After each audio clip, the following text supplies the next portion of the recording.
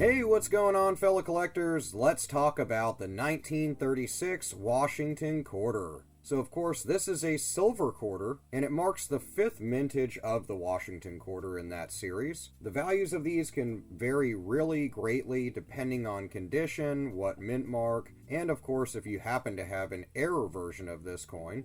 Values can range anywhere from around $8 to $10 in upwards of $8,000 or $9,000. The Philadelphia Mint struck 41.3 million quarters that year, and it's estimated that only 1 in 10 of these have actually survived. So despite this large mintage, they still can be worth really, really good money. Ones that are even extremely fine or XF grades are still worth between $9 and $20, and ones that are in mid-MS grades sell for around $70 to $100. There are instances of quarters that are graded at PCGS MS67 Plus that have sold for well over $3,000, but there is an example of the finest known 1936 quarter, which is MS68, and it sold for $23,000. 1936D quarters are also really valuable.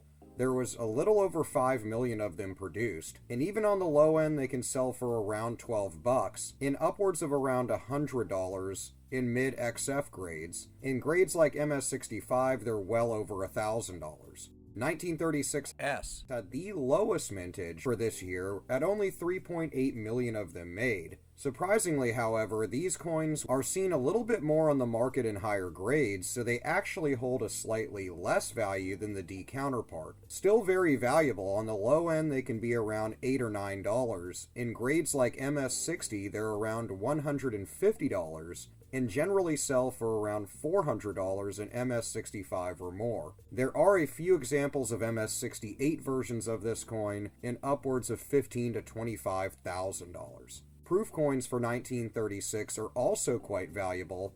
Ones that are in PR grades that are very high, above PR 60, sell for over $500 regularly. Let me know what you think about the 1936 quarter. Let me know what you've come across in your coin, banknote, and collectible searches lately as well. We'll talk about it in the comments, and I'll see you in the next video.